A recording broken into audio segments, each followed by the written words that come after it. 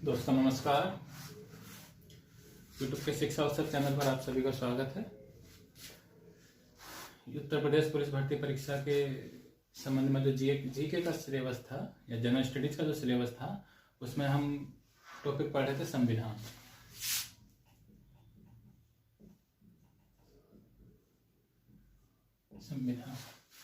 पिछले लेक्चर में हमने प्रस्तावना और भाग 1 भारत संघ और उसके राज्य क्षेत्र इसके बारे में डिस्कशन कर लिया था। जो कुछ इंपॉर्टेंट क्वेश्चन थे उनको भी हमने डिस्कस कर लिया था। इस भाग में हम इस वाले लेक्चर में हम क्या करेंगे, भाग 2 संविधान का भाग 2 के बारे में थोड़ा डिस्कशन करेंगे और फिर भाग 3 को लेंगे। भाग 2 में बेसिकली क्या होता है, देखो कांस्टेबल की ये परीक्षा है, इसमें इतने हाई लेवल का नहीं आएगा, हमको टू द पॉइंट पढ़ना है और उसी पॉइंट पर हमको फोकस करना है। तो भाग दो का इतना इम्पोर्टेंस है नहीं।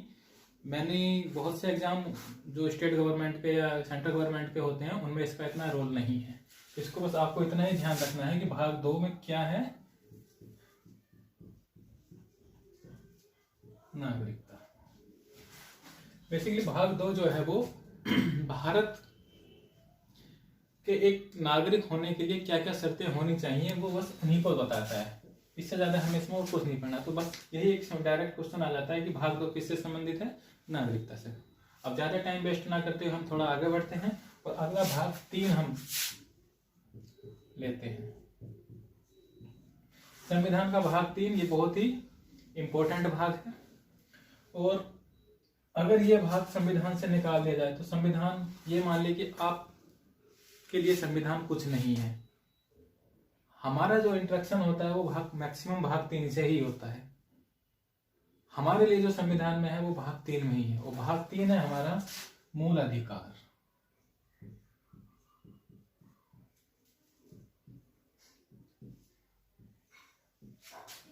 मूल अधिकार।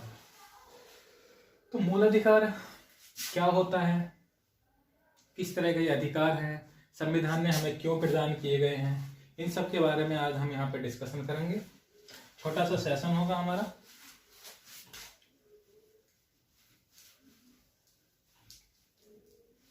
भाग 3 डायरेक्ट क्वेश्चन यहाँ से भी पूछ लिया जाता है कि भाग 3 किससे संबंधित है, तो मूल अधिकार से संबंधित है। और भाग 3 का जो आर्टिकल है हमारे, वो आर्टिकल है आर्टिकल 12 से आर्टिकल 35 तक।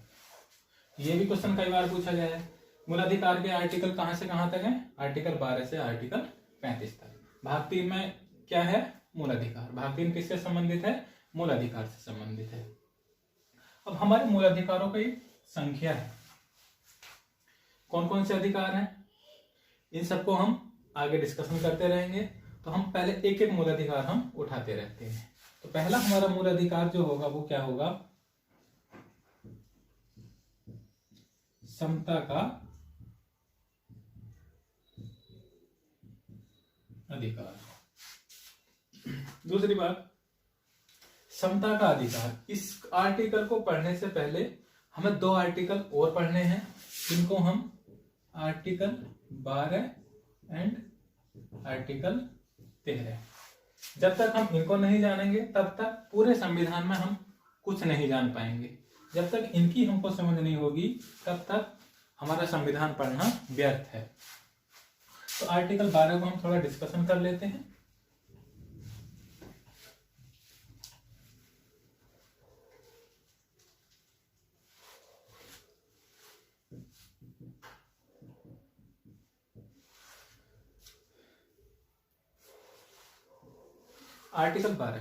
आर्टिकल 12 विशेषतः राज्य से संबंधित है। ये हमको बताता है कि राज्य क्या है। राज्य का मतलब यहाँ पर स्टेट से नहीं है कि जैसे ये यूपी, बिहार, झारखंड, छत्तीसगढ़, इससे संबंधित नहीं है। ये राज्य को एक ऐसी बॉडी माना गया है जो रूल्स और रेगुलेशंस बनाती है। तो इस राज्य के संबंध में क्या क्या आ सकते हैं हमारे,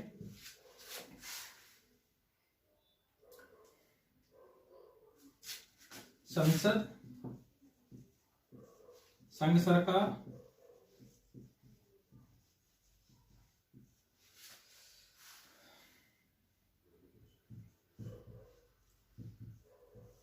विधानमंडल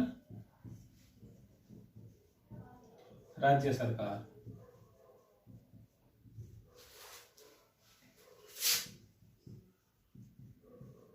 स्थानीय प्राधिकारी एंड अन्य प्राधिकारी।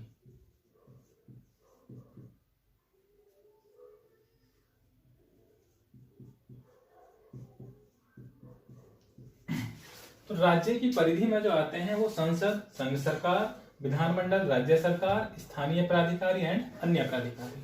ये 4 बॉडी ऐसी हैं जो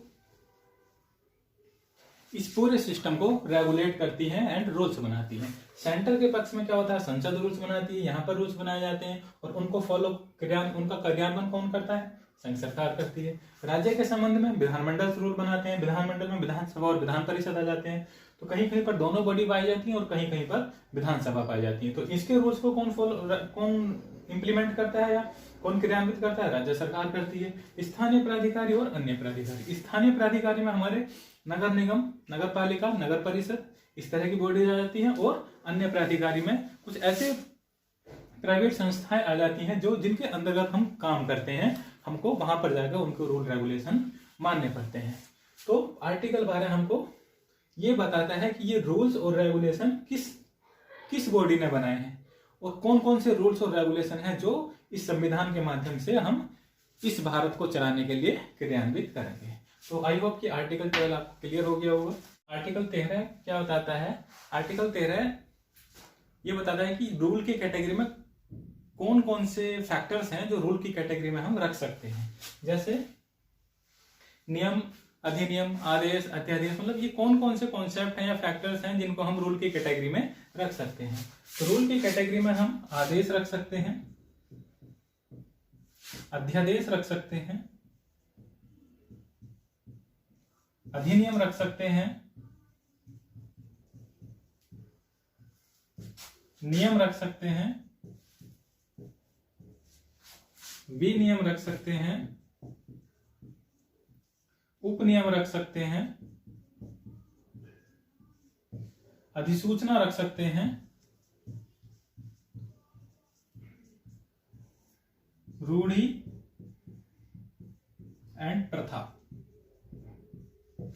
इतनी चीजें हैं जो संविधान ने बताई हैं कि इन चीजों को तुम आर्टिकल 13 के अंतर्गत रख सकते हैं।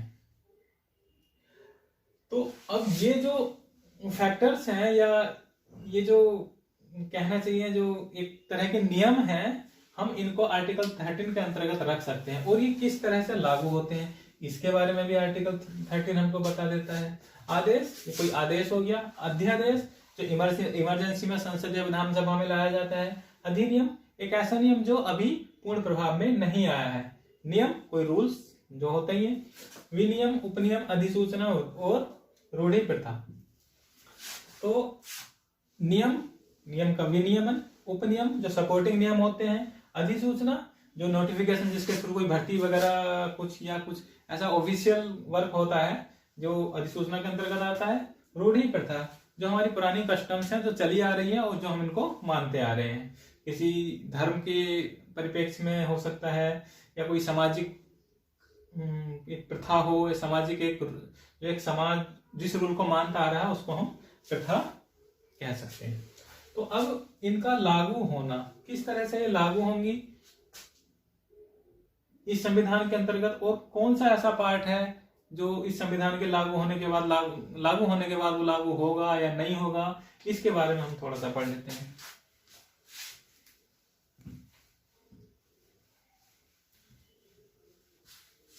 अब देखिए, ये जितने नियम की कैटेगरी थी इनको 3 प्रभाव से हम लागू करते हैं। एक होता है हमारा भूतलक्षी प्रभाव,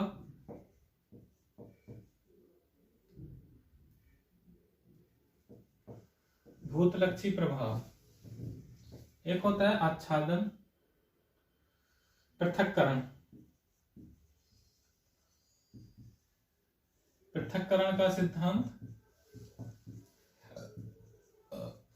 और तीसरा है हमारा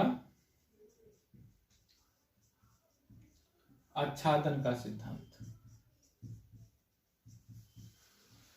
भूतलक्षी प्रभाव का सिद्धांत। अब देखिए, पहला है भूतलक्षी प्रभाव का सिद्धांत। जब से ये संविधान बना है, इसके जितने भी रूल्स रेगुलेशन हैं वो उस डेट से आगे के लिए लागू होंगे। भूतकाल में जाकर या पुरानी घटनाओं पर वो नियम, जितने भी कैटेगरी के नियम थे, वो कभी लागू नहीं होंगे। तो इसको हम क्या कहते हैं, भूतलक्षी प्रभाव का सिद्धांत। तो भूतलक्षी प्रभाव से संविधान के जितने भी उपबंध हैं वो कभी लागू नहीं होंगे। दूसरा आता है पृथक्करण का सिद्धांत। जितने भी ये नियम, उपनियम, विनियम, आदेश, अध्यादेश थे, इनमें कुछ अगर ऐसी बातें हैं जो वर्तमान समय में इररिलेवेंट है, समय के अनुकूल नहीं है, तो हम उस नियम के, उपनियम के, विनियम के, अधिनियम के जितने भी कैटेगरी थे उसमें से हम उस पार्ट को निकाल देंगे और जबकि शेष पार्ट बचेगा हम उसको लागू कर देंगे या वो बना रहेगा। इसको क्या देते हैं, पृथक्करण का सिद्धांत। तीसरा है आच्छादन का सिद्धांत। आच्छादन के सिद्धांत में क्या होता है, ये भी बहुत इंपॉर्टेंट है। जिस तरह से ये दोनों इंपॉर्टेंट है उसी तरह से ये भी इंपॉर्टेंट है। आच्छादन के सिद्धांत में क्या होता है, कुछ नियम, उपनियम, विनियमन इस तरह के होते हैं या रूढ़ी प्रथाएं इस तरह की होती हैं जो पहले से चली आ रही होती हैं, परंतु अब उन प्रथाओं को या रूढ़ियों को समाज ने त्याग दिया है और वे क्या है, वे मृत नहीं हुई है, वे सुप्त अवस्था में अभी भी इस भारत के कहीं भी किसी भी कोने में वो पड़ी हुई है, चल रही है अभी। जैसे पर्दा प्रथा था, पर्दा प्रथा आज समाप्त हो चुका है शहरों में, परंतु अभी भी गांव में अगर हम जाकर देखते हैं तो पर्दा प्रथा आज भी लागू है।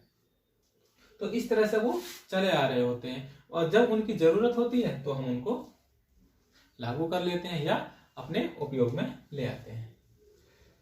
तो इस तरह से भूतलक्षी प्रभाव का सिद्धांत, पृथक्करण का सिद्धांत और आच्छादन का सिद्धांत, आर्टिकल 13 के जितने भी रूल्स रेगुलेशन थे वो इन तीनों के अंतर्गत आकर वर्तमान परिस्थिति के अनुकूल वो लागू किए जाते हैं। आई होप कि आपको सब कुछ क्लियर हो गया होगा। Thank you.